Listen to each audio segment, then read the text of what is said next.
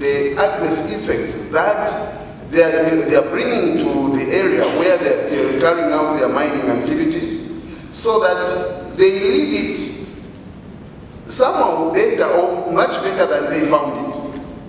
Because it has to be a win-win for the community. Once a mining company leaves that area, the community will continue nursing the wounds that have been done to the environment. A typical example is the Kalengwa mine. I've picked on that because I've just been very close to that area.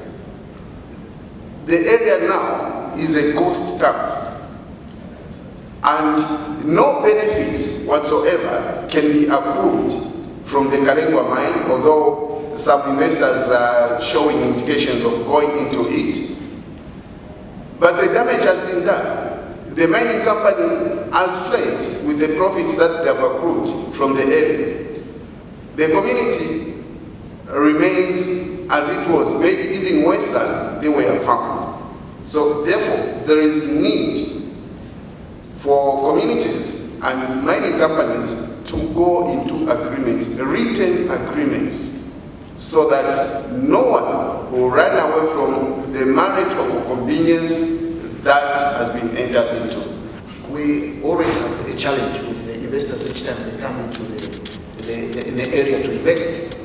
You will be surprised that this guy will agree with the chief, and then he will not tell us at the district level. And then when he goes to implement, the chief doesn't get the result.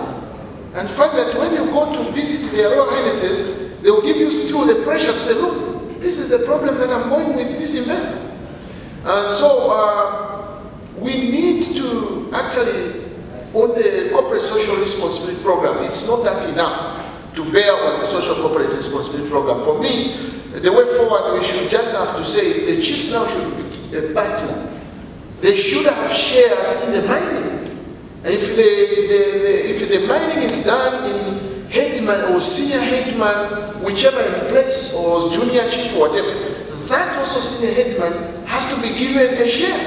Because this is the only way that extractive issues under this Center for Justice can be held. And otherwise, for me, I would like to see that they are Royal Highnesses. They have got 2% share or 5% share, and the actual mining, wherever it has been happening. Because you see, when a company goes into the community, it doesn't just go straight to the palace. It goes also to the headman. The headman of that area releases the land and its people. I would like to see the way forward that the headman also is given a share. If they can extract copper for 10 million, and then the headman is given also just 0.5% share, which is 300,000 kwacha perhaps per 3 months.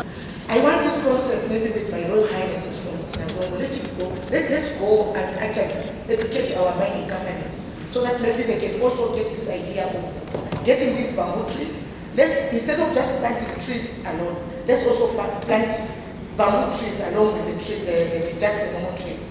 So that as people, as we take this sensitization, we'll tell them to say it is more profitable. There is more profit in actually planting a bamboo tree, because it grows like grass. It's not like a tree that will take maybe 5 years, and then one cuts it in only 3 days, it cuts 17 or 18.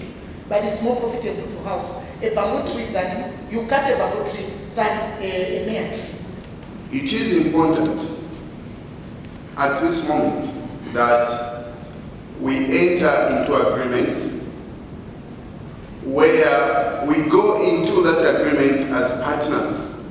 Let the investor come with their money, and let the chiefdom come with the land as equity partners. They can go away with the 51% and let the chiefdom remain with 49%.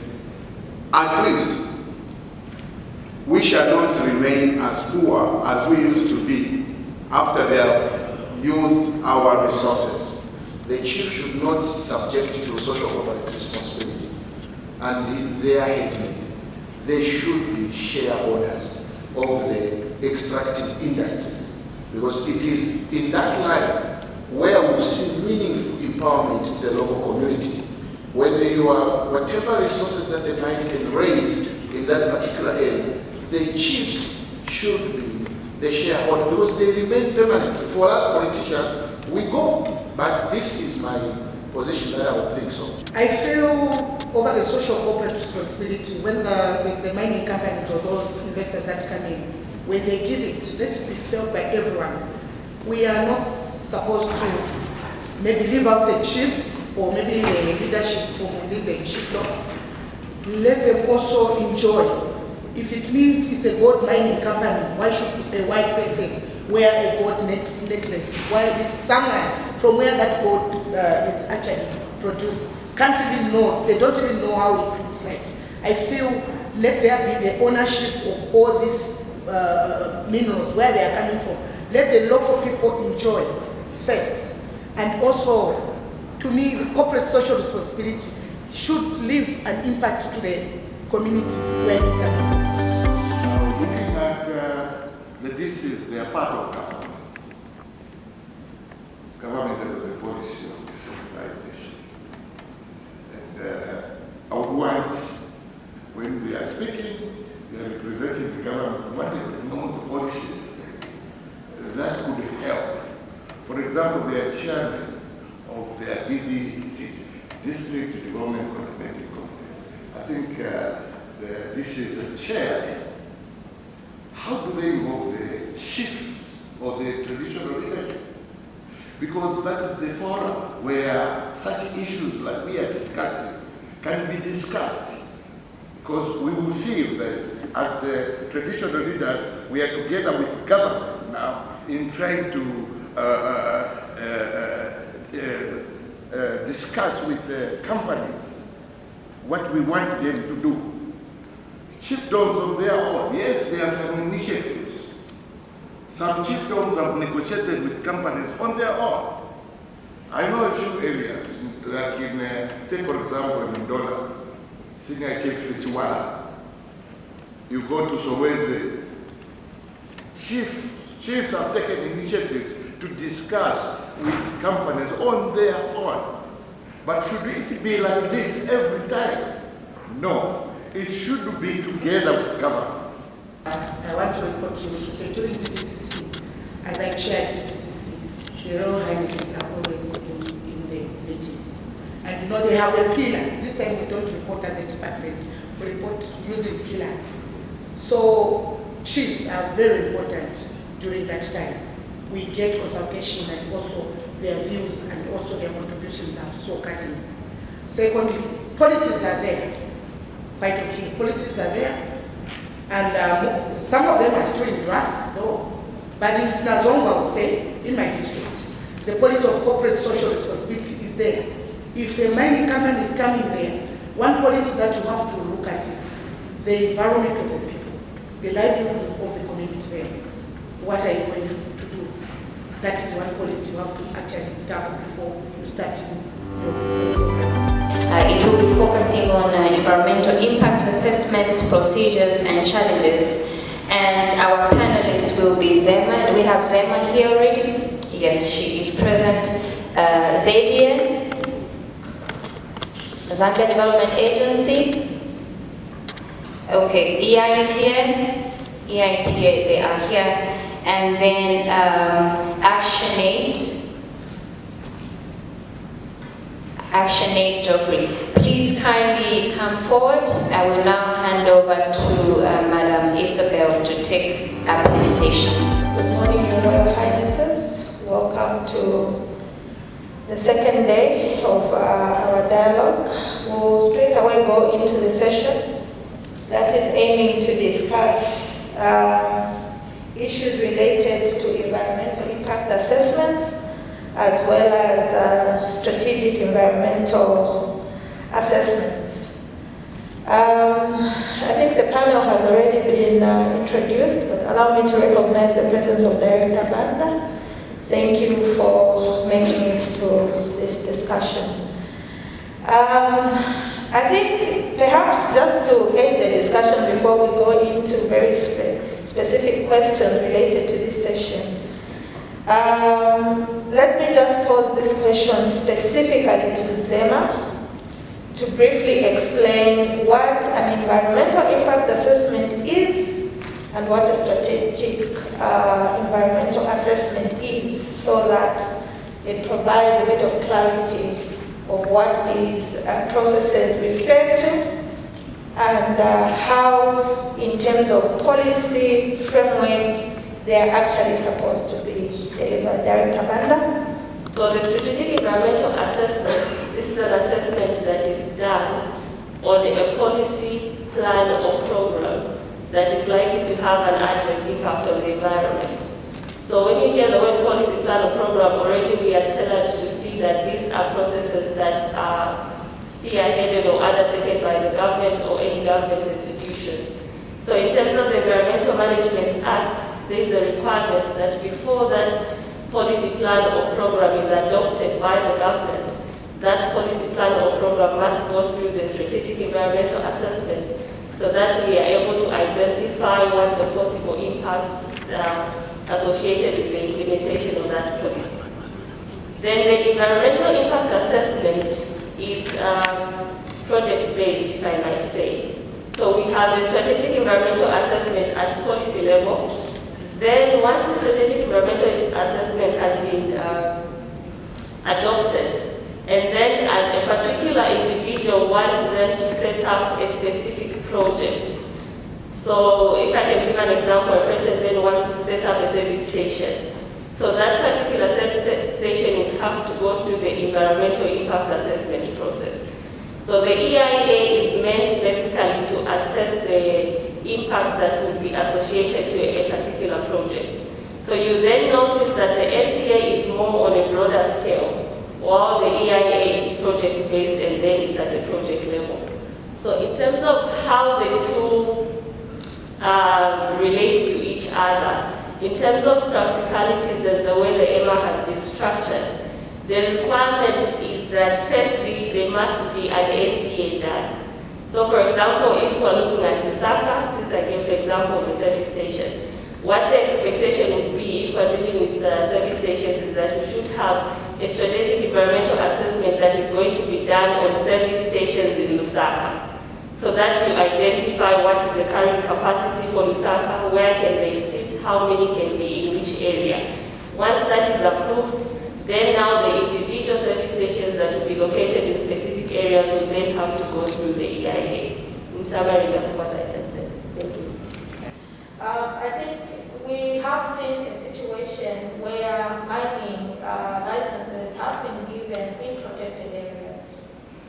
We have also seen an emerging kind of situation where exploration licenses have been given in national parks. The West Lunga National Park, which is also a national park categorized as one with depleted wildlife, is an example where an exploration license application has been pushed so far. We did have the Lower Zambezi case, and of course we've had other cases where other types of mining activities are proposed along sensitive areas in terms of water resources. From the Zema perspective, the process explained is very clear. However, practically we see that there are very many challenges that could present problems in protecting key or highly sensitive ecological areas.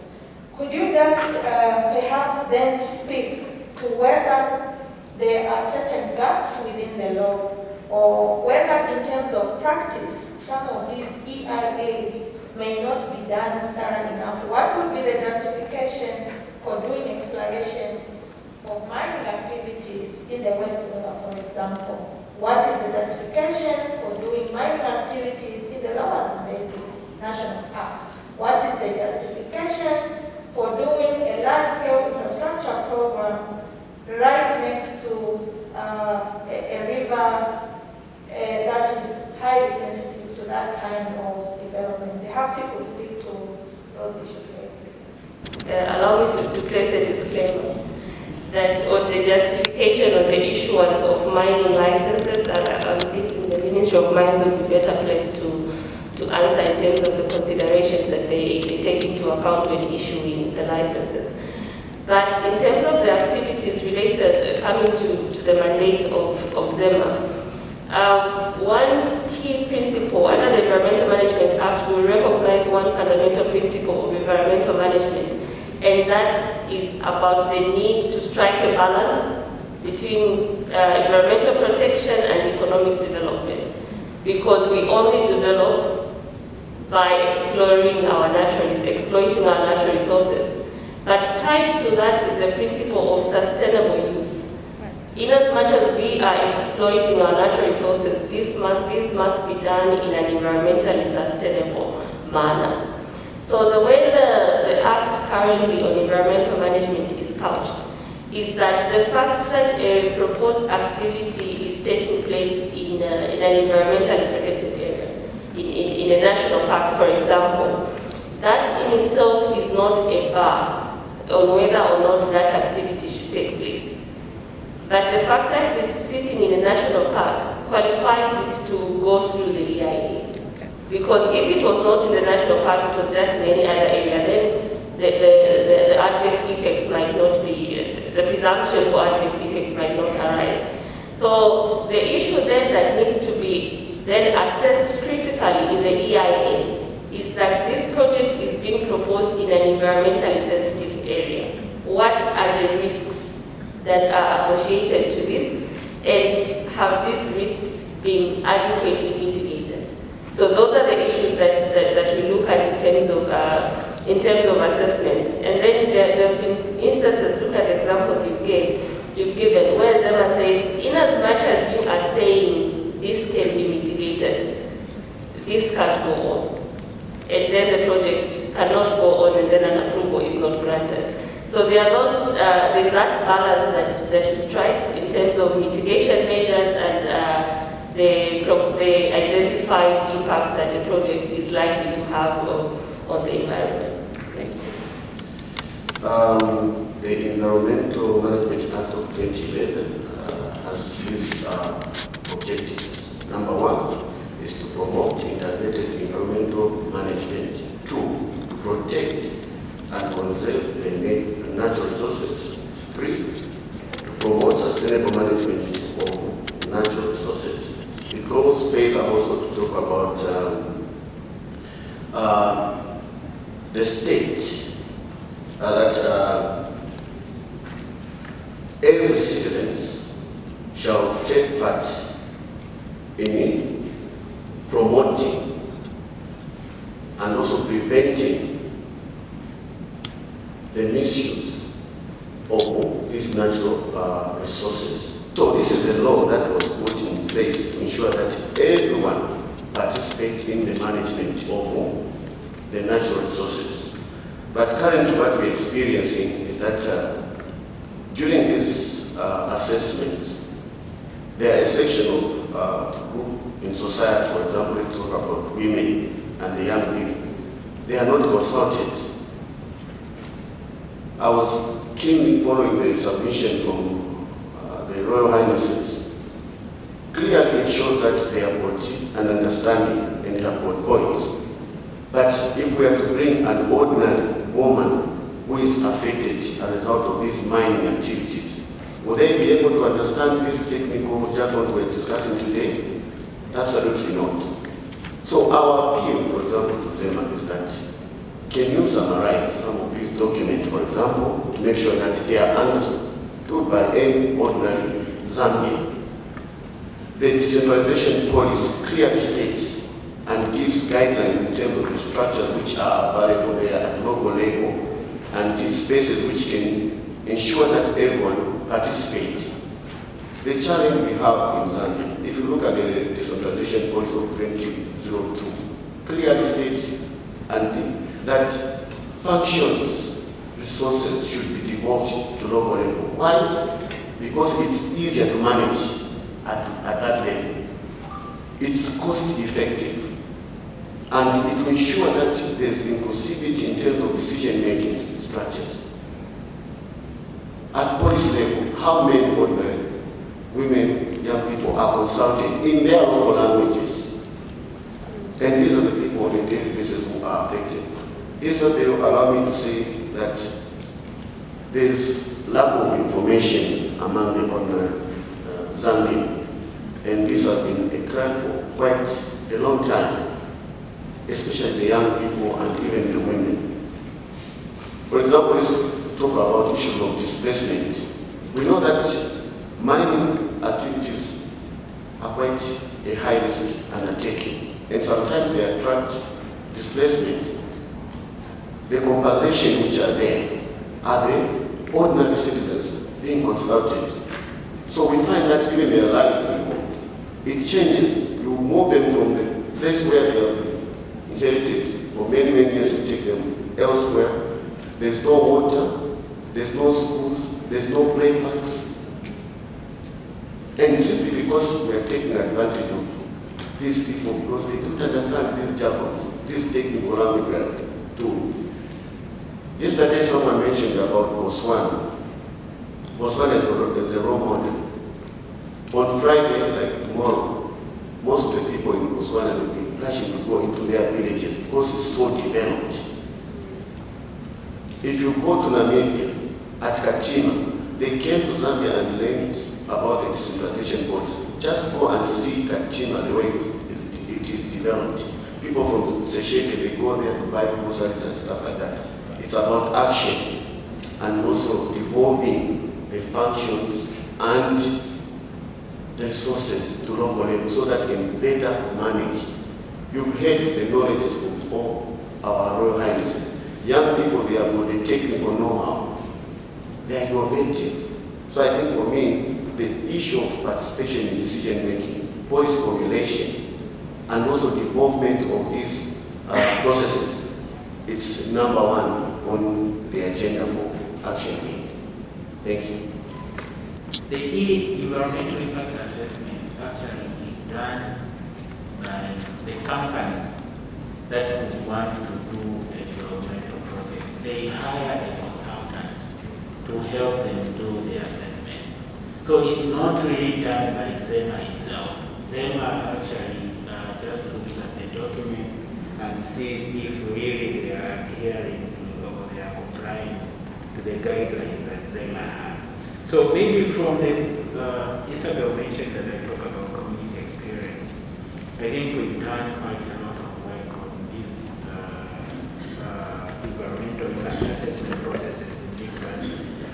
To agree with what my brother is saying here is that if you look at the EIA report for a mining company, for instance, it could be a document that is 300 or 200 pages. Honestly, I'm thinking, how can communities really monitor the obligations that the company has made? So the challenge maybe that will be there is that yes, the company have committed to say this is how we are going to mitigate the impact. But the question that somebody can ask is that how will communities monitor whether the company is adhering to the mitigation when this document is quite too big for them? I've been to some districts whereby you even go to the DC's office, they don't even have EIAs for the companies that are operating in the areas. So you imagine if the government office does not even have a copy of that document, what about the communities themselves? So the process itself, I think, is a very, very good process. I think the consultation is there, but what is important for me is how can you monitor the process in terms of going beyond the consultation process. We have some cases, there's an example, one of our activities in Eastern Province where a consultant asked community members whether there is, sorry, it's not a joke, but this is serious. They asked community members whether there is anybody who, whoever wants to receive some lunch should put up their hand. And everybody puts up their hand. Then they took a picture and they said, when this question we asked communities whether they would want this project to take place or not, and everybody's hand was up. And the picture was there showing that everybody had agreed agreed. But the question that was asked was about lunch, not necessarily the project. So what I'm trying to say is that maybe what is important is for traditional leaders, civil society, government departments who work together in terms of having capacity to monitor the mitigation impacts. I think the question there is to try and understand whether communities do have some kind of information around the local plans in their areas, and if these local plans show that there are large-scale developments coming, how is that coordination happening practically? What is the level of capacity building that is also going down to the community level in as far as EIAs are concerned? I think you did submit that sometimes the report is bulky. Mr. Sianzala also spoke to the fact that sometimes it's not a matter of summarizing the report, it's simplicity, and there's a difference. You can summarize a highly technical report and it still remains technical. The question is, do communities understand what the EIA is saying? Even in cases where ZEMA gives a decision letter, are communities able to understand what the decision letter is saying? So I think Mr. Sianzala spoke about simplicity. Can we then just zero in on that question, Mr. Mandawande? Help us understand whether communities do have an understanding of planned projects and whether they are adequately prepared, trained, and speaking to some aspects that were raised by Mr. Sianzala, Director Banda, the question to you, perhaps to help us discuss, is around simplification of the procedures, the level of awareness that ZEMA is doing, and the level of capacity building that could be done by ZEMA. Thank you. In as much as we can't have offices everywhere in the country, the Act allows us to appoint honorary inspectors in each region. Then those honorary inspectors will act as agents of ZEMA where environmental matters are concerned. So there's actually a process that has already started where we intend to engage honorary inspectors as a way of decentralizing our services. And also my colleague here earlier talked about devolution. Currently there's a government policy on devolution that is taking place, and the engagements that we've been having with our ministry is actually to devolve certain functions of ZEMA to the local authorities, because almost every place we go to in Zambia has a local authority there. So there's that process that is taking place. Coming to the issue of simplicity, again, I couldn't agree more.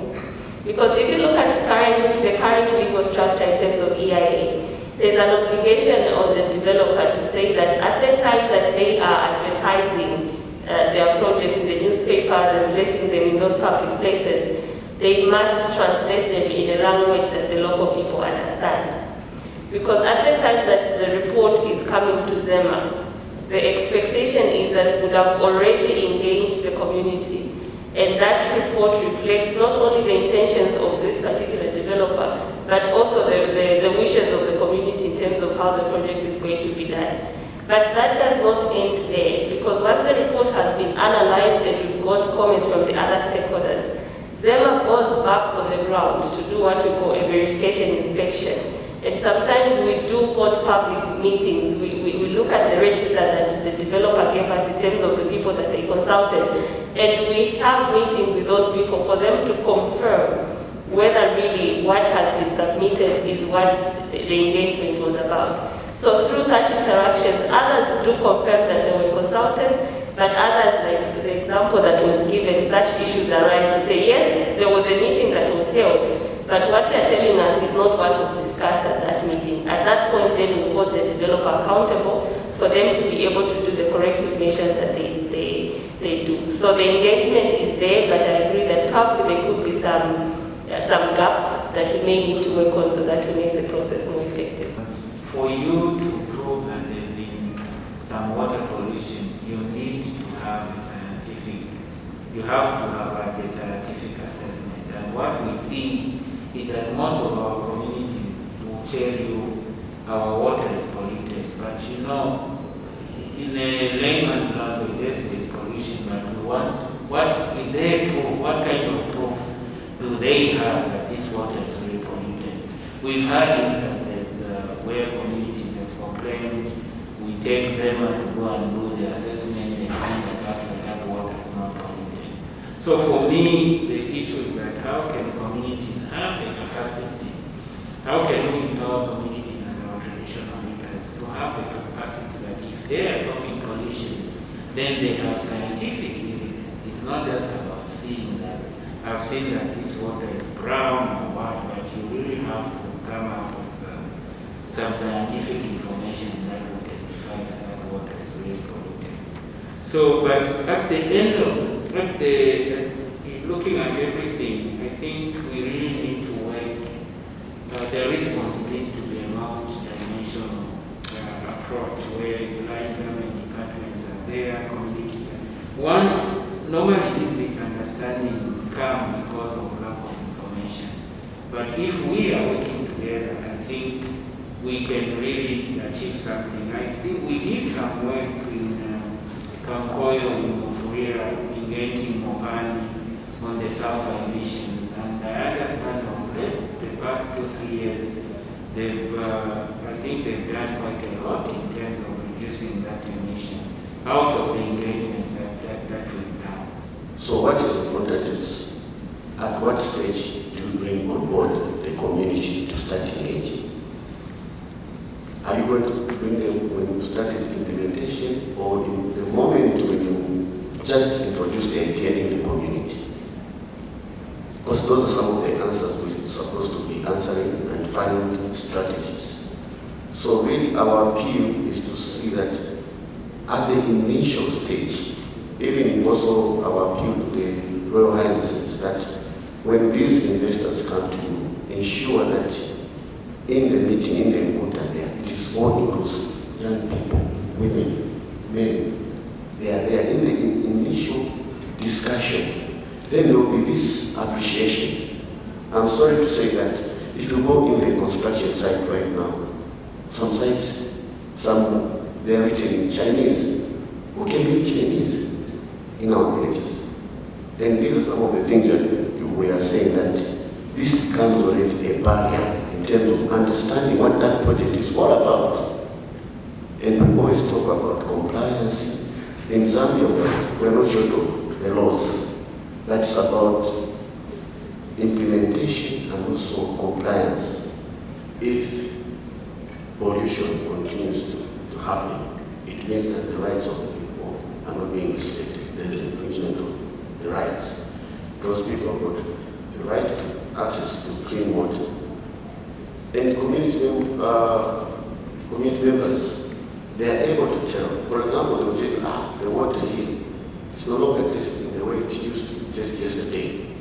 They will start experiencing maybe cases of diarrhea, urinary infection.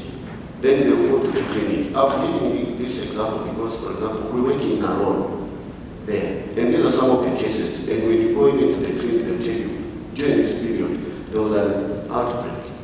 Already then you start investigating what is causing this. You find that maybe it's a result of pollution.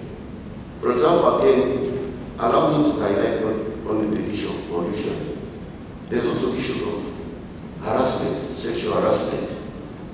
I read in the newspaper not too long ago how the young people during this COVID were impregnated by some workers who are working in some mining areas in Mufonsa. All these are some of the issues which we use as the basis to evaluate the performance. How does the environmental impact assessment help in that area so that the hole or the tunnels that have been produced by the extractions are maintained, that they do not endanger the lives of the people who remain in that most reserve? These things that we are discussing are a matter of education and information levels, which are lacking in most of the chiefdoms. But what I wanted to say about my district commissioners were that they are very, very wonderful district commissioners who have worked very well in the Sinazongwe district. And we wanted to support them. Madam Mulea mentioned one important aspect which we're still following even to the new discussion that is going on. And that one of, higher policies coming, down to, you start from there and then come down. And this is exactly what Zema has also explained. When you find very good DCs who are working like them, the two of them, I think we need to applaud them because they are working with the community and they really need to be supported. In my chiefdom, we have gone into partnership through Chibanda Chiefdom Development Trust with one of the companies in the UK, where we have gone into silk farming, for which I offloaded 5,000 hectares, and which will create almost 2,000 jobs.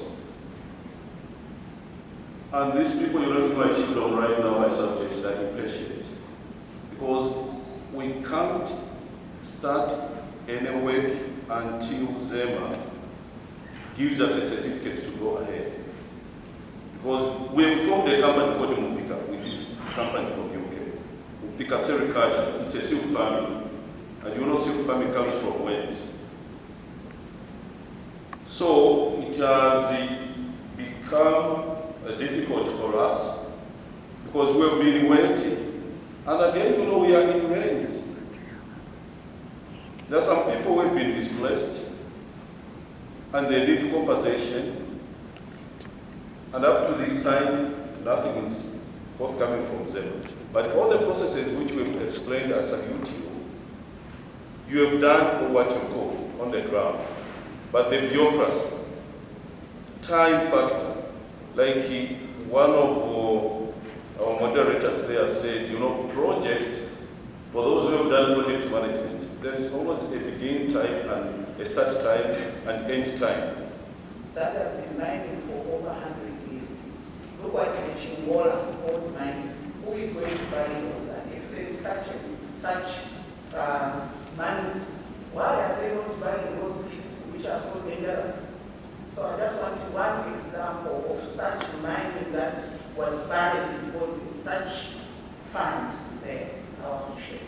But also, like my colleague has mentioned, this is an issue that requires collaboration. If I can just give an example of, there was an incident in Mulungushi at some point where there was an accident at the site and then it spilled into the stream, the water started turning purple, the fish died and everything. And as Zema moved in, we shut down that facility, told them to clean up.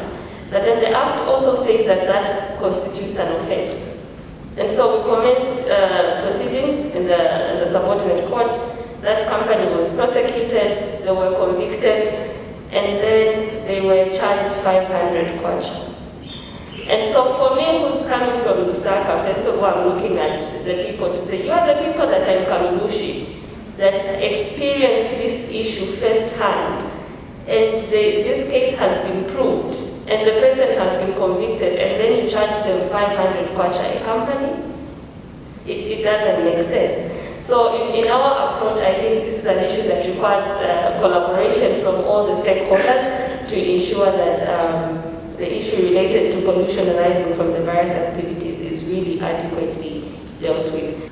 We have been demanding for reforms of the EMA, especially the provision in the law that gives power to the minister to nullify a rejection letter if he feels or she feels that the projects must go on. I say this because we put up these regulatory institutions to help government. You are technocrats, but you put up a rejection letter with very, very clear reasons why you have done that, and then a minister rejects or nullifies that and perhaps recommends the project to go on. So we have been demanding that this provision in the law must go up, because then why do you put up institutions like yours? So how far has this gone in terms of reforming this piece of legislation? Thank you. So whose mandate is it to ensure that the mining companies submit these EIAs? Is it the Department of Mines or is it your institution?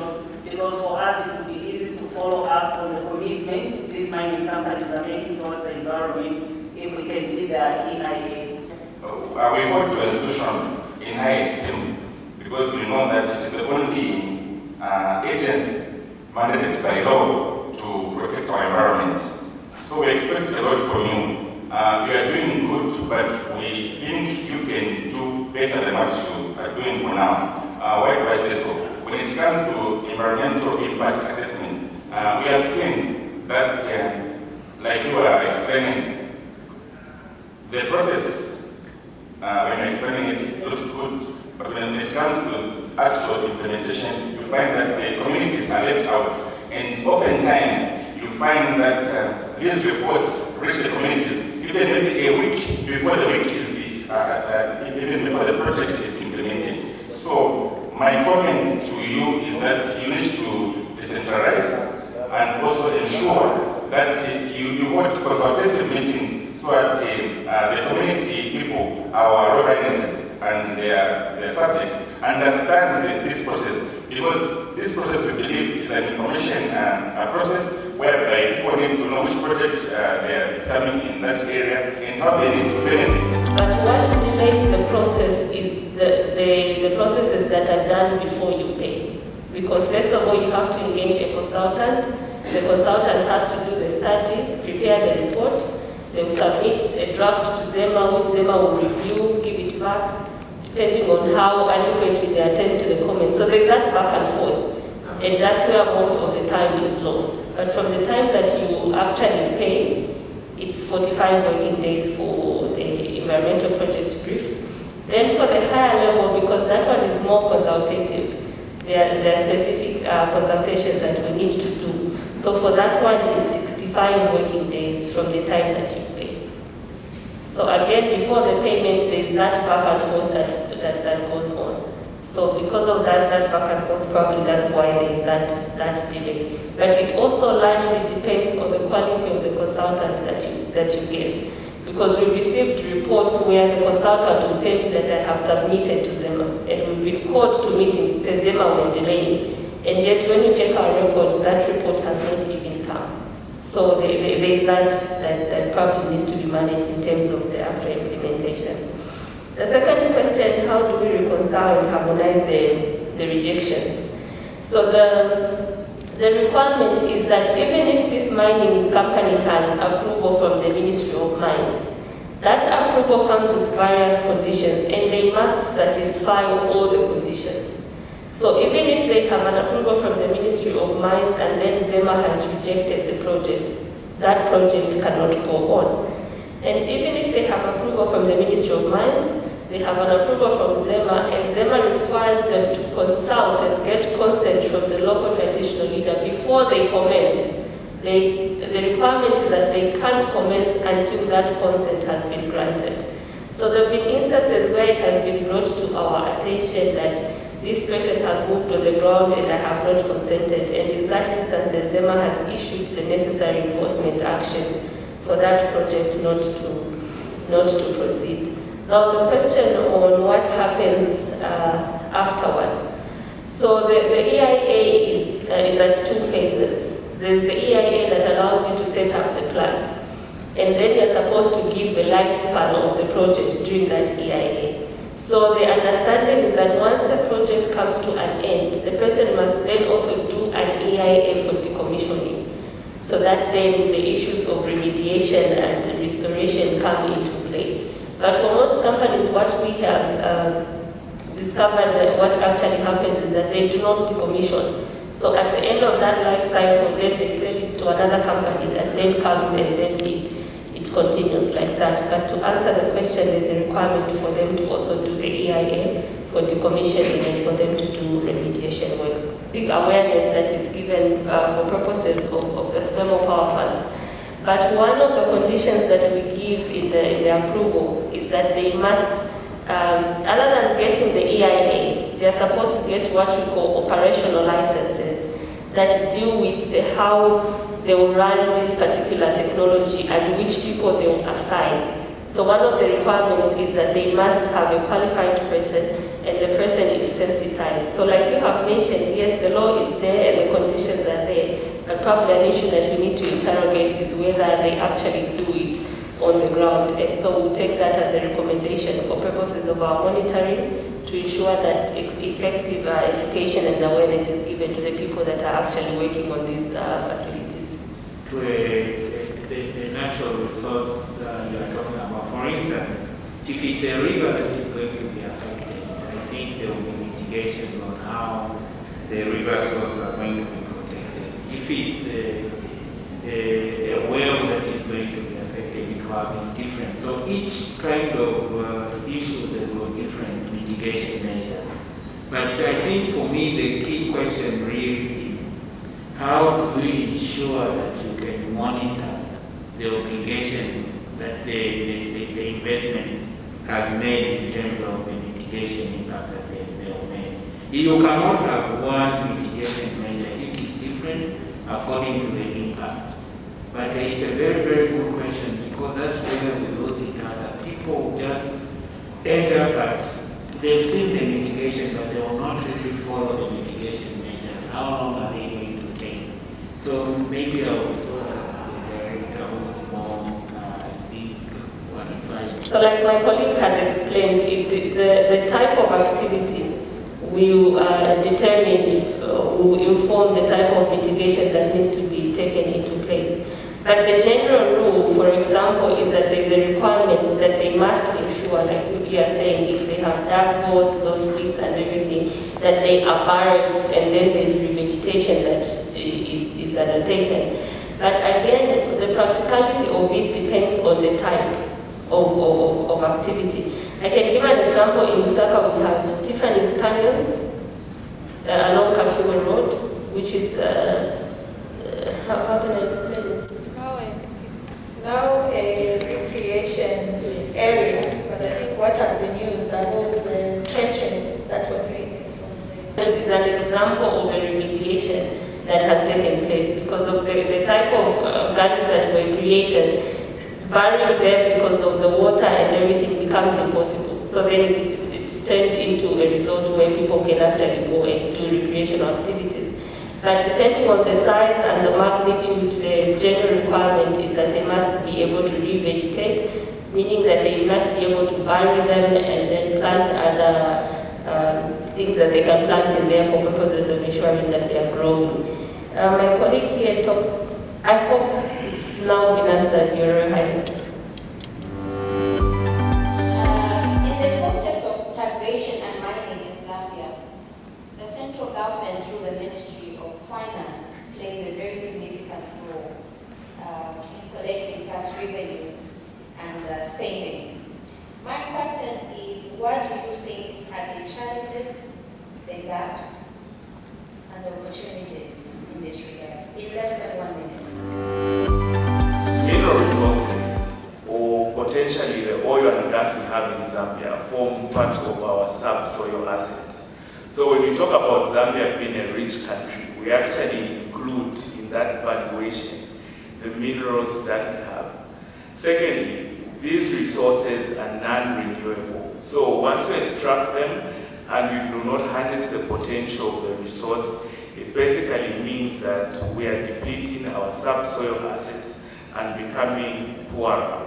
If we extract 15 grams of gold today, send it to China and do not harness the potential of that 15 grams, it basically means that Zambia has become poorer because of depleting our subsoil assets. Unique characteristics about the extractive industry, mining, is that it requires large upfront investments, and this is why tax frameworks are usually set and designed in such a way that they incentivize the sector so that they can continue to invest and recover the investments that they put in. Most importantly, mining is known to cause disruptions to livelihoods and disruptions to the environment. And this basically speaks to why uniquely for the extractive sector, for the mining sector, we have a tax instrument or revenue collection instrument called royalties. Royalties by the Revenue Authority and in the public Finance Act of 2004 are defined as the compensation for the extraction of our national resources. In this case, minerals such as coal, gold, emeralds, manganese, cobalt, and now we do have gold deposits. My question is, what measures do you think should the country put in place in order to maximize tax collection from the mines, but without negatively hindering the growth of the industry and the welfare of the community? We can start with Reverend Chikoya.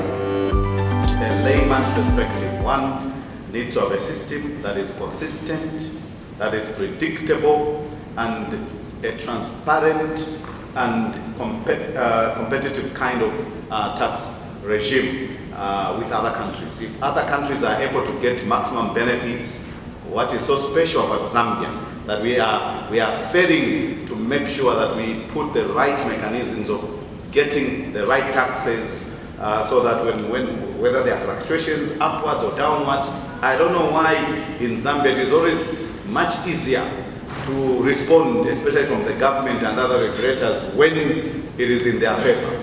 But when it is in the favor of the community or the people, they always talk about old stock and other things and all kinds of gymnastics.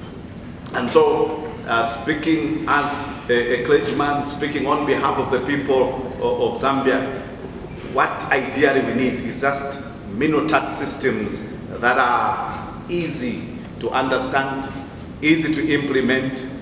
We must not give too much, and we must make sure that we are able to get every lacuna, every gray area should be. If we had minimum revenue sharing mechanism, for me the way I look at it is because part of the money from the home, there must be a certain percentage, whether 2, 5, it goes to the local government. Before it goes to the treasury or wherever it goes, then that money, the local government, together with the ward development committees and the group of EDDC meeting, they can sit, say, okay, this money can be, used like this.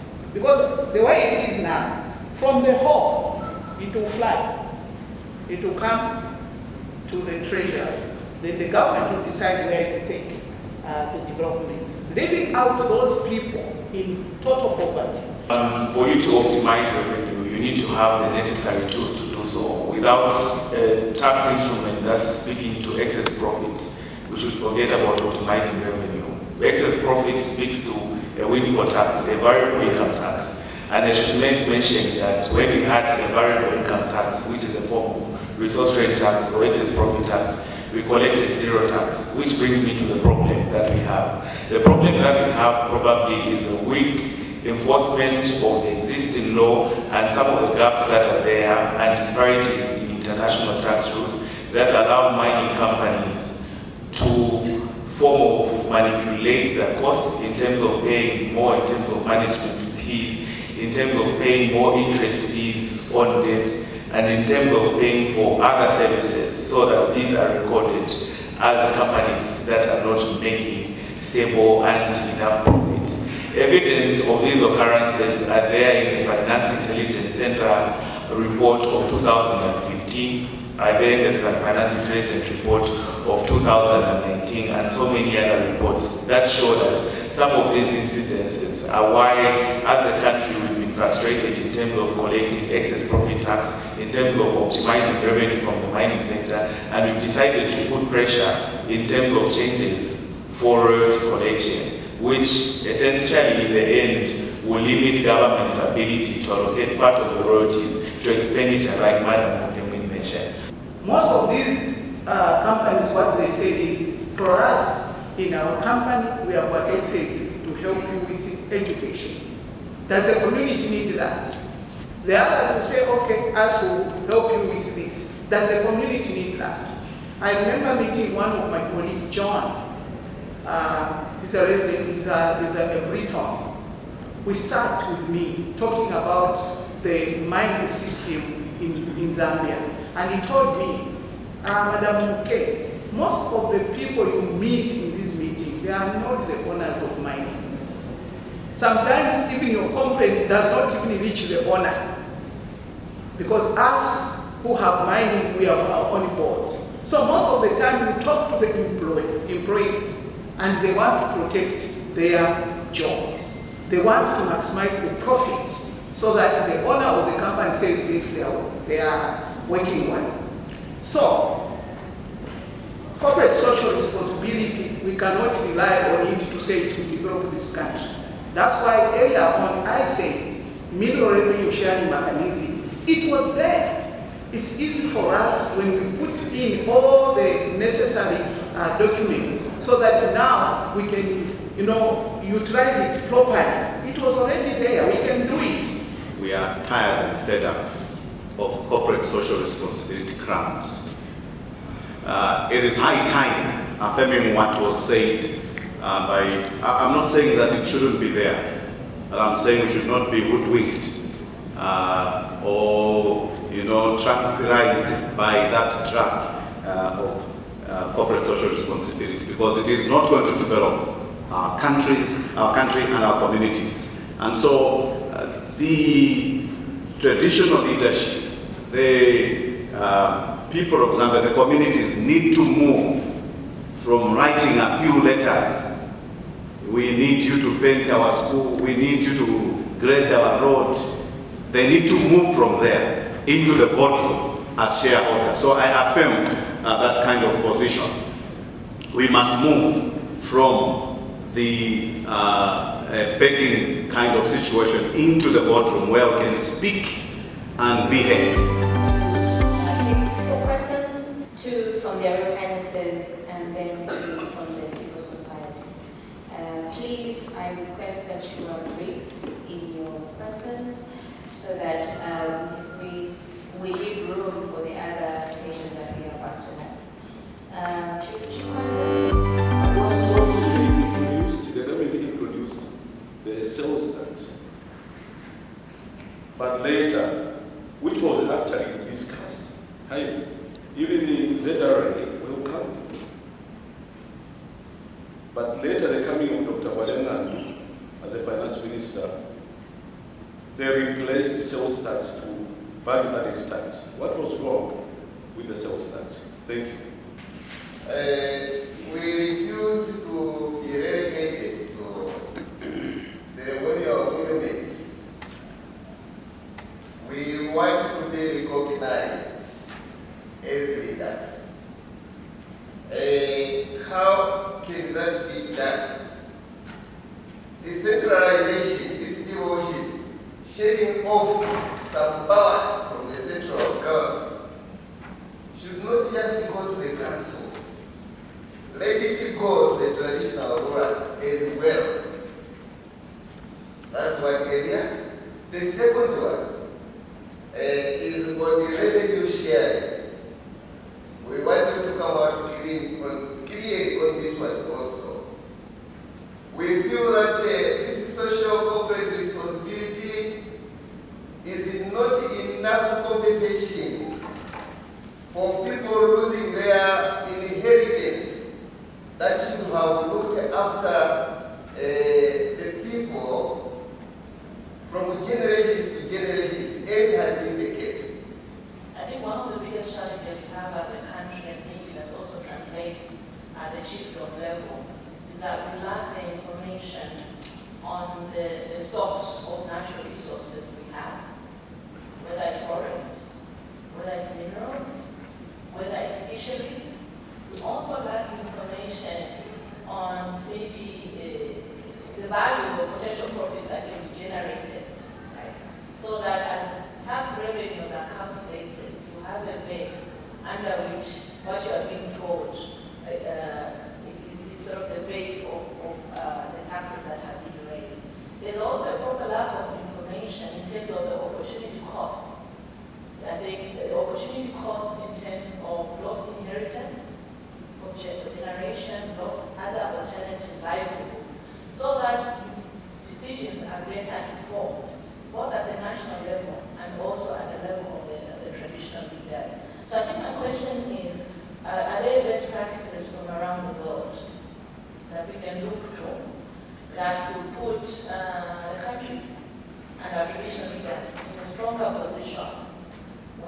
when negotiating, and not only just looking at corporate social responsibility, that I agree is not enough, not even just looking at how much of the road is coming, having an understanding of the full case. I think basically, as we know, water is life, as we say, but I think that it forms the basis of everything that we actually do. And therefore, everyone has a right to water, and not only water to drink, but water for productive use. And for an institution like ours, who are promoting water for productive use, we have seen that there is a huge gap, and most of the provision and rights we speak about water really surround about clean drinking water and probably sanitation. But I think we must expand this, that we can create economies in rural communities using water, because it's an essence. In agriculture, you need water, whether you like it or not. So the livelihoods of people should be embodied around this great resource as water. Secondly, water should also be used to create alternative livelihoods in communities. I think it is one area that we have undermined. And vis-a-vis considering the issues around mining, which we know these are depleting resources, I think we could take advantage of water as a right to stimulate economic growth in terms of growing other crops and keeping animals and connected to nutrition. And I must say, because obviously my 1 minute is up, it's difficult to discuss within that limitation. I think also water as a right should be embodied together with the role of traditional leaders. I wish that His Royal Highness Chief Macha can be awarded for his water system at his palace that is used for irrigation, for instance, and livestock.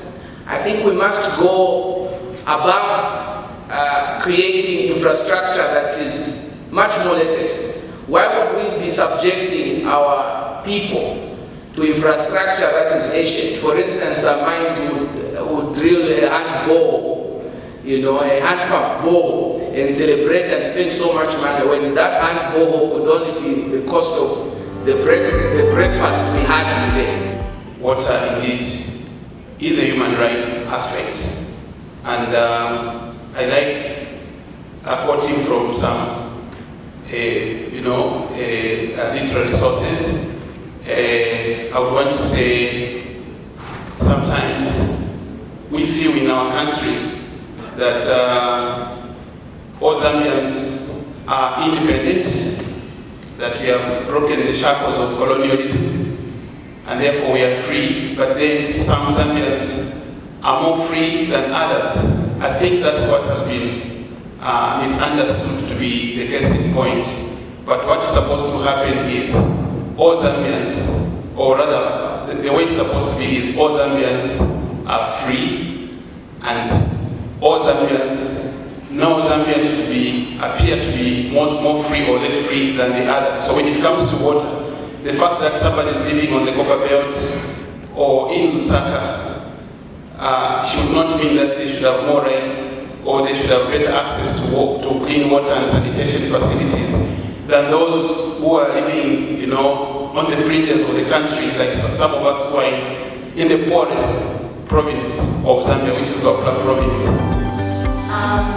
Natural resource management is the keeping of the natural resources that we have. So it includes water, the land, and everything that's in there. And by management, we also mean that we are trying to preserve our natural resources so that we can use it not only for the youth that are here, but also for the future generation as well. So in short, I feel natural resource management is just basically that. It really has to do with us human beings taking care of this environment that we have been given and being custodians of these natural resources. So the fact that we are able to care for them, the fact that we are able to manage them in the way that they should be managed, that's what that means to me. We have come with a deliberate policy that leaders at whatever level should be able to also do something.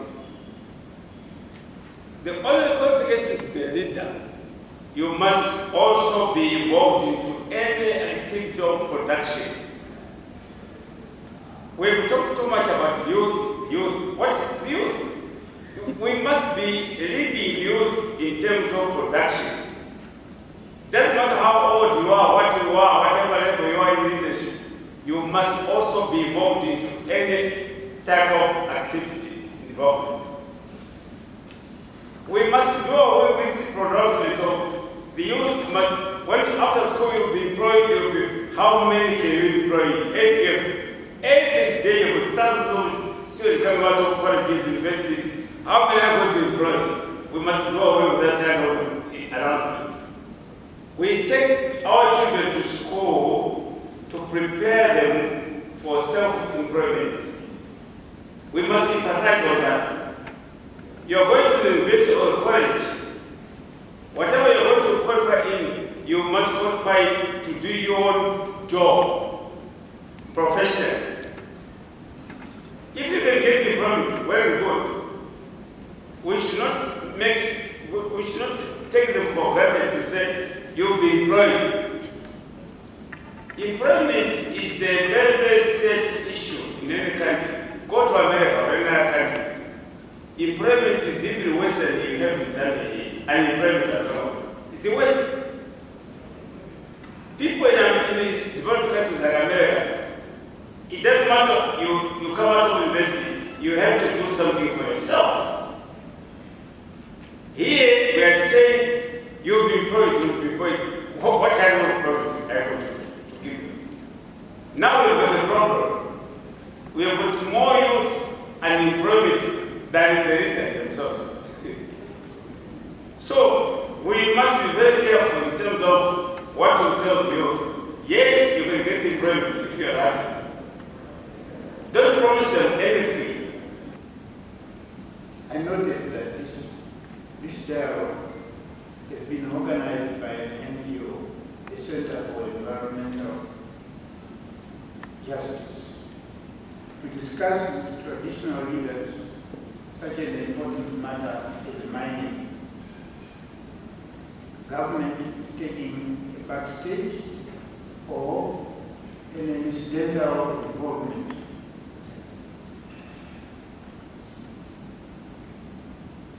The dialogue has revealed, I hope many will agree with me,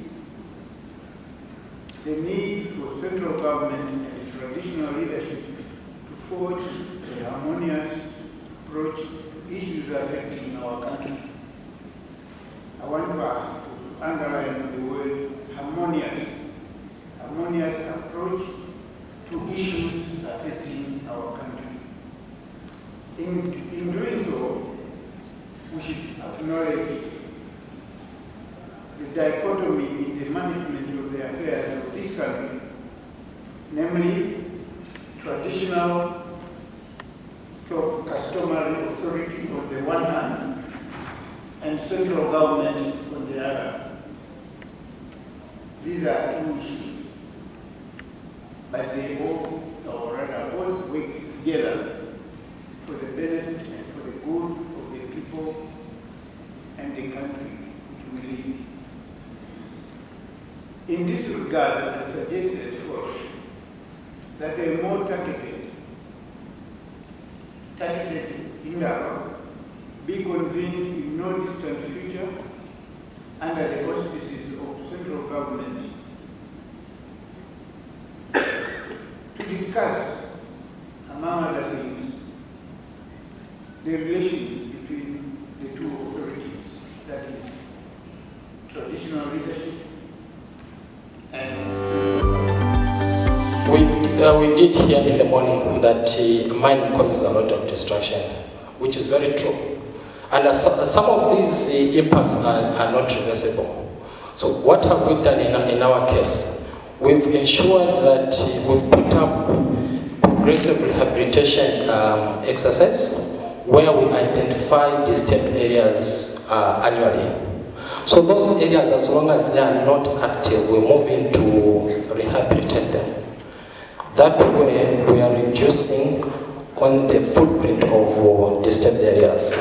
Within the mine area, even just the cutting or trimming of a branch of a tree would require one to get a permit.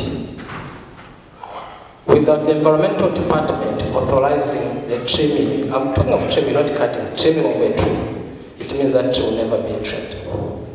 So every disturbance of ground within the mine area will require authorization of the department. So those are some of the activities which we are doing. So at Kalumbila mine, in terms of progressive rehabilitation project to date, we've managed to rehabilitate about 120 hectares, whereas at Kansanshi, as of end of last season, we had rehabilitated about 82 hectares. So really, if you were to go on the, possibly on the chopper, you will realize that within the mine catchment areas, if there's any areas which is most intact with vegetation are the mine areas, whereas the surrounding areas have largely been disturbed. So besides the planting of trees and grass around the mine areas, we also seriously eliminating invasive woody species which are mostly destroying our biomes. So those are some of the activities which we are doing. So mine will be a picture story. Our points of intervention: agriculture, education, health, local business development, wildlife management. Those are the areas that we have prioritized as the points of CSR support. The picture you see there is our agriculture support initiatives. We are preaching farming as a business, and we are modeling high-value crops so that we get our beneficiaries to a place or to a point where they should be able to see that 1 hectare as a shop, be able to account for their time, the inputs and also the outputs. So those are the areas that we support, and clearly we have seen that giving out inputs without changing the mindset for the beneficiary to be able to see farming as a business, we are just shooting in the dark. So the points of interest, as you can see on the other pictures, is livestock management. We do promote beekeeping. Kitchen gardens were introduced. We somehow set up in a remote area where gardening was not part of the culture. It has been introduced, and now we have people having kitchen gardens and being able to supply the vegetables that are needed in the mine community as well as our canteens. So we get the vegetables that we feed our employees from the community, and we have a vehicle that moves around every day to go and pick up those vegetables from pick-up points. So that way, slowly we've seen that there's a change, and our community members are able to see that they can, instead of waiting for income at the end of the year, they can still be able to get something every day, depending on how well they plan their production. Education support. We understand that the young ones are the agents of change. I enjoyed what our sister there said.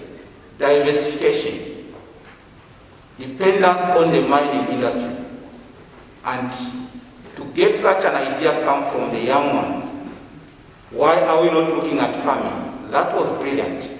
And so if we have more of such people growing up, we know that the future generations are going to make a huge difference.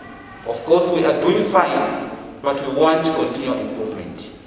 We invest in education because mindset transformation is key to development. The pictures you see there, we are supporting infrastructure to increase the number of classrooms. we build desks at the mine. A unique feature that has never happened in Zambia is a situation where the mine could have bulldozed all the trees there and started mining because we had the mining rights. But what we did as First Quantum was to set up a sawmill. And all the straight logs that we got from the mine, we converted that into a usable product. And what you see there is a sample of the desks that we, to date, we are producing. As we speak now, we have a target of doing at least 200 desks. We did not request, but we made demands. And 3 demands that were made were that a full-fledged university should be built in Northwestern province. And also, we wanted a shift from Solwezi to Mufumwe as the Northwestern provincial headquarters. And the third, which we thought was very important, was that the resources, especially coming from timber and the mining, because we are boasting of Kalumbila, Lumana, Kansanshi, which is one of the oldest. But even in some ways, look at the township roads. They are in a horrible position. And this is why we made these 3 demands. Even Chief Choma, have now coped. They have even moved the provincial headquarters from Livingston to Choma, and Choma is doing very fine. But us in Northwestern province, we started this idea. Nobody is listening to us. We feel so disadvantaged. And yet, these mines are making millions. We do not have the jurisdiction, the powers to comment on this because the shift of the district administration is outside our powers. And we can only take note, and my colleague there, Brian, is taking note of that. The issue of the university is a need. And thank you very much for that submission. So we are going to also record that as a submission from stakeholders, as a follow-up to that. Yes. Sharing again of the resources, the 3 mines in Northwestern Province and the quality of public infrastructure in Solwezi district. I can only share what we are doing, some of the interventions that we are we've put in place under Kansanshi mine for the urban roads in Solwezi. We've gone into an arrangement with the local authority to use part of the resources supposed to be paid to the council as a way of trying to do some of the community roads, in addition to the other roads that we support through our CSR initiative. Again, it's a good submission and we've taken note of follow-ups. It's unfortunate I cannot comment on the first and the second item because our hands are tied on that. It's I think we'll submit to the district administration officially that we got this from. Okay, so we could have in that order, we could start with Madam Chimia, who can give us closing remarks from representing Center for Environment Justice Board and the Secretariat.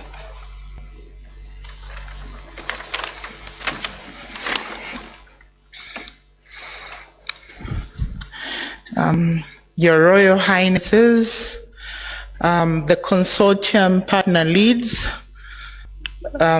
all distinguished participants, ladies and gentlemen, I would like on behalf of the board chairperson of the Center for Environmental Justice, Mr.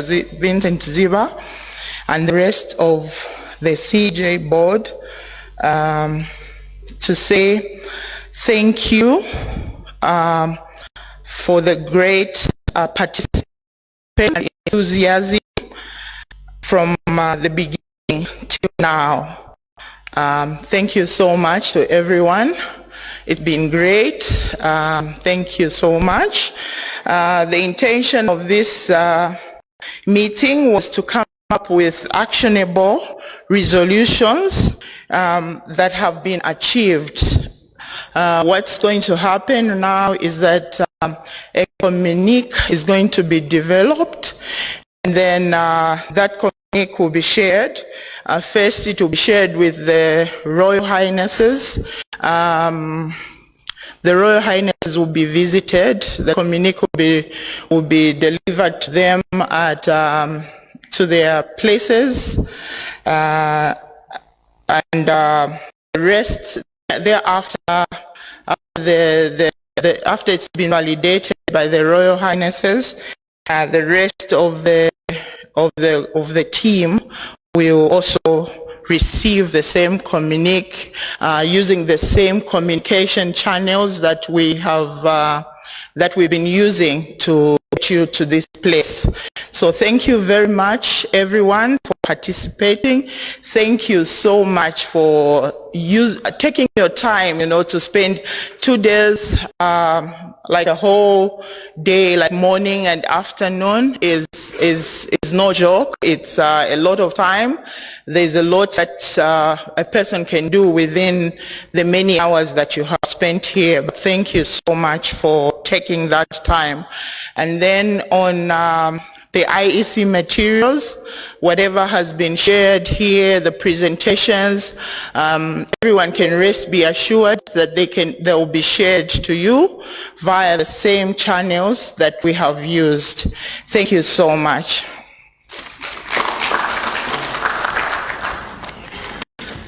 Thank you. Madam Nalucha, WWF.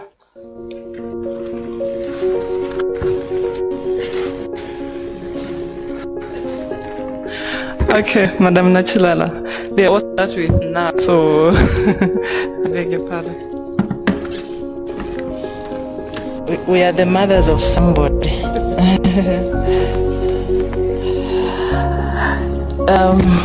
Your Royal Highnesses, our dear consortium partners, distinguished guests, and friends, on my behalf, on the behalf of the Worldwide Fund for Nature, ActionAid, and Bread for the World, I just want to take this opportunity to sincerely thank all of you for investing 2 whole days to discuss one of the most important topics or issues that affects the welfare of every Zambian in your chiefdoms, in the various communities that you're actually working in. I think the last 2 days have been a great investment. We have learned a lot. One thing that we've learned is that a number of the key issues that came up are urgent and are areas of shared concern by all of us. We as a consortium have learned a lot, but we also hope, as participants being brought together, you were able to make a connection in seeing that, this issue that I'm facing in my area is the same issue that the other area is facing, and maybe we can share ideas in terms of how we start addressing some of these issues. Your Royal Highnesses, you've been very clear in terms of your recommendations for actions and policy changes at many levels that needs to happen. Our commitment as a consortium is to consolidate that information and make sure that it is actually delivered to all the key relevant government bodies that must act. But my appeal to you is that the issue that we touched on here is a subset of a bigger problem that we are facing as a country. We are losing our natural resources at a fast rate, and our levels of poverty in the country is also increasing at a fast rate. So our natural resources are supposed to help us beat poverty, but the two things are not meeting. So this for us is the beginning of a conversation in terms of what are we proposing, not just in mining, but in other sectors, in terms of how our natural resources are going to be managed in a sustainable way to make sure that people now in Zambia can benefit, but also future generations are not also compromised in that respect. I will not attempt to summarize all the recommendations that came out of this meeting, but I just want to highlight a few key points that stood out that we definitely would like to make sure that we follow up on.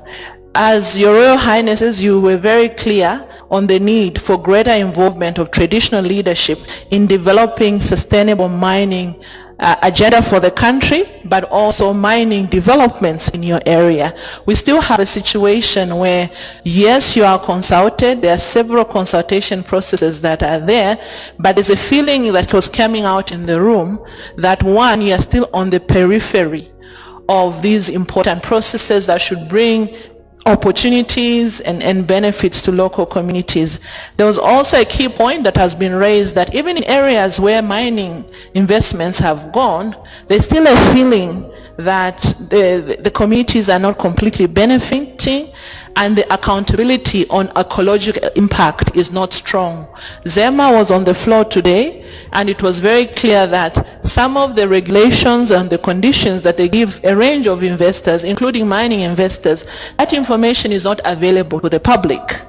So our hope is that through this dialogue that we have started, institutions such as ZEMA can be strengthened in their mandate. And what I was hearing also from this meeting is that we want to see the Environmental Management Act reformed so that we have a ZEMA that has stronger teeth. We have a ZEMA that can defend and fight for the rights of every Zambian.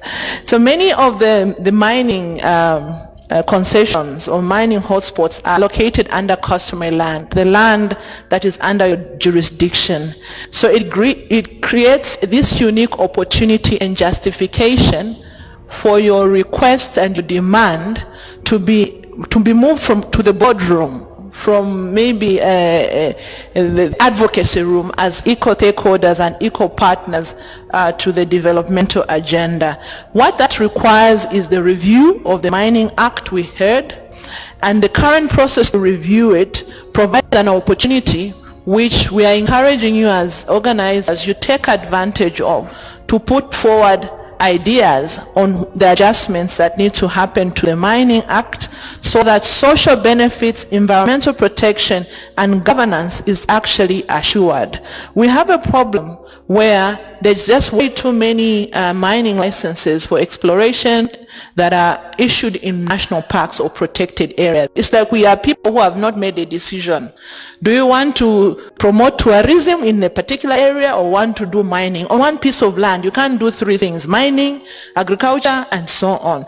So there's a need for some kind of order and coordination between different government entities that are driving the developmental agenda to reduce the conflicts that we see today. I think in today's discussion also on taxation, it was noted that there's a need for the fiscal regime in the mining sector to change so that there's a sense that the benefits from that regime is actually coming down also to areas where these resources are actually found. We as consortium partners, and we believe as yourself, we want the same thing. We want sustainable development for our areas, but we don't want development that is destructive. And therefore, I was hearing clear calls for green investments. Yes, we want investments to come in these areas to create more opportunities, but it's not an investment that will be there for 3-5 years. After 5 years, there are big environmental, health, and social problems that we have to deal with. It has also been noted that we as a country perhaps need to invest a bit more in terms of understanding the value of our stock of natural resources, mining being one of them, forests, and so on. And once we understand the value, then when we get to a table to negotiate with any investor coming in, we can partner. We can engage as equal partner. Information is power. So I just want to take this opportunity once more to sincerely thank you for your engagement, for your participation. For us, we extend the spirit of partnership. We want to work with you as our partners, as our traditional leaders, but we do not want the kind of partnership where after this meeting you sit back. We are going to continue pushing government, but we also want to see more leadership coming from the chiefdoms, tell us what you're doing to protect the environment. And the only thing that we can do is to strengthen your effort and strengthen your voice to make sure that the things that you demanded the last 2 days are actually realized. So thank you so much.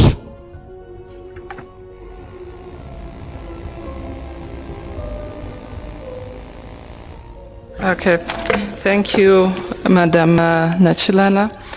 I think we are talking of partnership. That is a win-win partnership, and we thank you for those remarks. And now I call upon Madam Nalucha.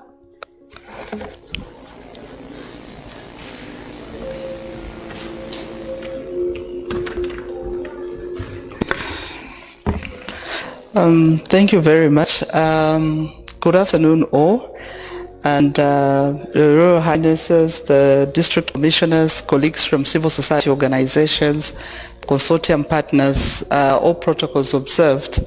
It is an honor to stand once again before you to give our closing remarks as an institution. As ActionAid, we're very happy with the 2 days deliberations that have gone on, but also the space that has been created by CCJ in terms of bringing together various partners as well as communities on board in terms of trying to find solutions to the issues that are eroding our country. As we look at issues of environment, we should not look at it in a different space. It still comes down to the issues of governance and the broader poverty that this country is witnessing, yet it's so much endowed with so many natural resources. On our part as an institution, we work using the human rights-based approach, and we believe that power resides in the people, and it's only people who can change the status quo. So we believe in shifting power. And one of the things we hope to see at the end of this conference is not just for it to end up as a talk show, but to see implementation from the various partners who have been on board in terms of what are the concrete steps and actions that we are going to take forward in as far as shifting power to the rightful power holders in all these conversations we have had. We have, I know one of the things that we are very good at as a country is crafting policies, but when it comes to implementation, that's where we seem to have a number of challenges. But we hope that this space has helped us to identify where some of our policies are not properly coming together and where we need to strengthen them. I was privileged to be part of a side session this afternoon, and one of the discussion was hinged around relocation. There's been no relocation in this country which has pleased the indigenous people who have been relocated. So what has been the issue? And you will realize that the issue of community relocations lies with so many ministries. There's a Ministry of Lands, there are the councils, which is Ministry of Local Government, there's resettlement, and at the end of the day, there's also the traditional leaders as well as the corporations on one hand.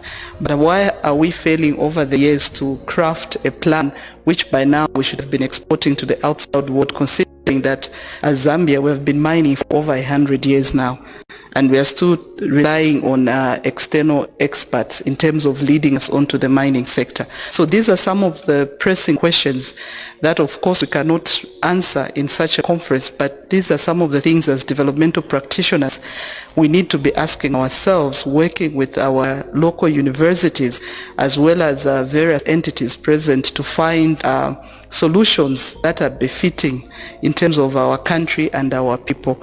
And it's with these few remarks that I would like to say that this conference, from on our end, it has met our expectation. It has been a success, but as one of the chiefs had earlier alluded to or said in one of the sessions yesterday, to say they hope to see some of these discussion forums which are being created taken to local communities, and these discussions happening in the local localities where some of these issues are being faced with in terms of environmental degradation, as well as the effects of investments and the developmental paths that we are taking as a country. And as we come to the end of this conference, yes, we need solutions, but also let's bear in mind that as a country we are now sitting on a 27 billion debt, which is way beyond our country GDP. And even as we are saying that we need to intensify budgetary allocation towards environmental protection as well as monitoring of our natural resources and improving our environment, the resource envelope, however, in terms of the physical liquidity, we don't have it as a country. So where do we rely on? We have to make sure that we're exploiting our natural resources for the benefit of this country. Thank you.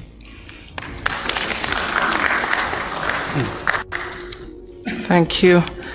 Okay, so she's mentioned power to the people.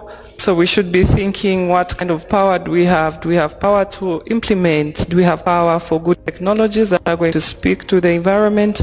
Do we have good investments that we are investing in our environment? Thank you very much, Madam. Now I call upon Madam DC, Madam Shina Mulea.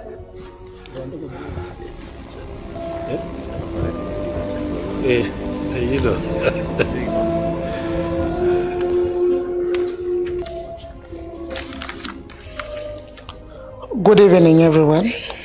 Royal Highness is present, the civil society's organization present, all invited guests that are here, the media, ladies and gentlemen, or may I simply say, all protocols observed.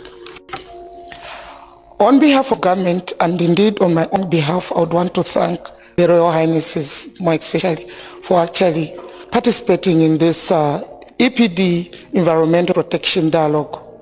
Remember, the President has shown leadership by committing the biodiversity safeties that are actually supposed to be implemented.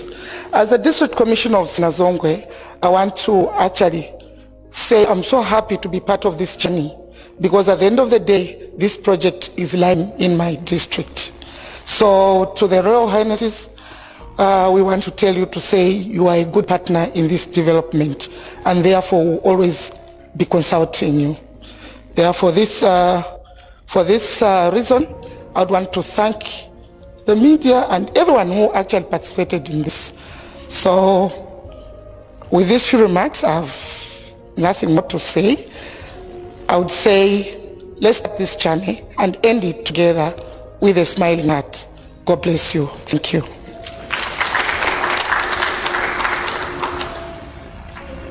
Okay, thank you very much, Madam Shina. And thank you for opening up the district to various activities. I think Sinazongwe is quite hive to issues of climate change, the impacts of climate change there, including the mining, the coal mining that is emitting a lot of carbon. And we thank you that you are welcoming us in terms of implementing the civil society, the tradition leaders, and everybody, that we could work together to see to it that we protect our environment. At this point in time, allow me now to invite our Royal Highness, the Ngambela, to represent the chiefs in the closing remarks, and from there I'll ask a vote of thanks that will come from Chief Nshima. Thank you.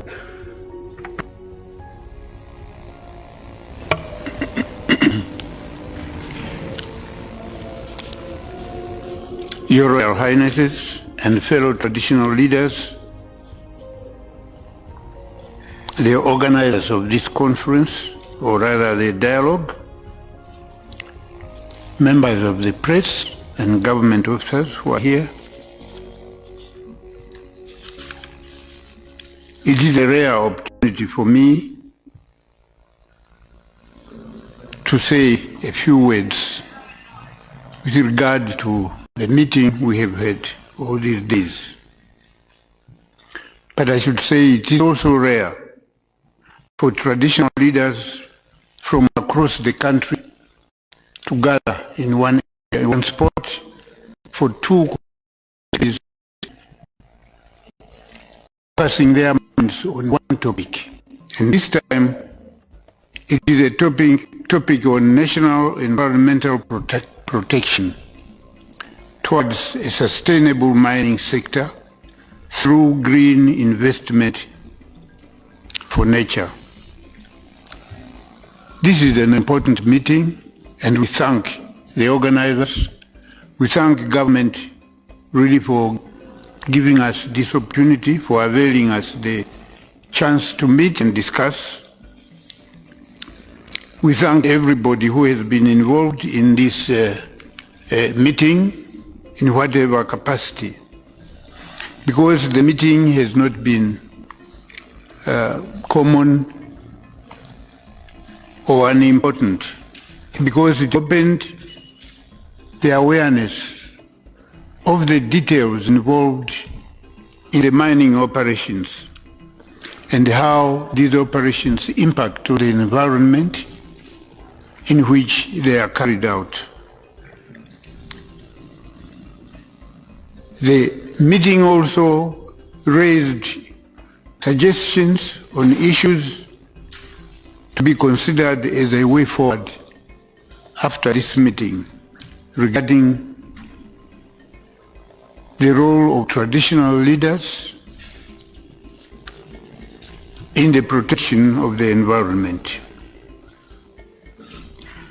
This meeting has also given an opportunity for inter-Royal Highness exchanges, exchanges which would have been very difficult if each one remained in their own chiefdoms. But the meeting has given us a chance. Here it reminds me of what King Lewanika of the Lozi people said in 1902 when he visited London. And he was asked by the press, "You as a black person from Africa are here in London. What do you want to discuss with the Queen?" They are referring to Queen Victoria then. In his wit and wisdom, he said, when kings meet, they are not short of what to discuss. And this is exactly what happened when our Royal Highnesses met here. They were not short of what to discuss.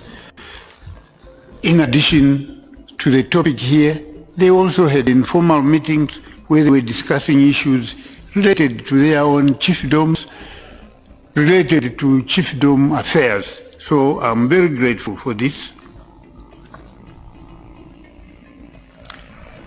It is expected that after 2 days of very active participation, their Royal Highnesses will be tired and will want to go back home. But my request here is that as they go home, they should reflect on the issues, very important issues that were discussed, and find ways of implementing or putting into action those suggestions which were raised during this important meeting. The panelists were very active and eloquent in presenting the issues that they were given to present. And they did it very well, and we listened to them. I hope this material, which was provided both as slides on the screen and also verbally here, will be provided to all participants so that we can follow the proceedings of this dialogue in our own homes, in our spare time. Traditional leaders, our Royal Highnesses, and all participants, I'm pleased that you have been here all this time. One of the requests that has been raised, which we had on the screen right now, was that government must consider another meeting, a very serious and well-attended meeting where we would discuss issues pertaining to traditional leaders, government relationships, where we would discuss issues of development in our chiefdoms, where we would discuss matters pertaining to mining, since we are now dealing with mining. But there will be many other issues of common interest that we would look at. I wish you a safe trip back to your homes, everyone who is here, and I hope, in spite of the ravages of COVID-19, we shall return to our homes safe and quarantined. Thank you very much. Thank you very much. We can now have the vote of thanks from Chief Vincent. Having conducted such a wonderful and successful conference, dubbed Environmental Protection Dialogue 2020, whose theme is towards a sustainable mining sector in Zambia through green investment for nature and people impact. To the Center for Environmental Justice,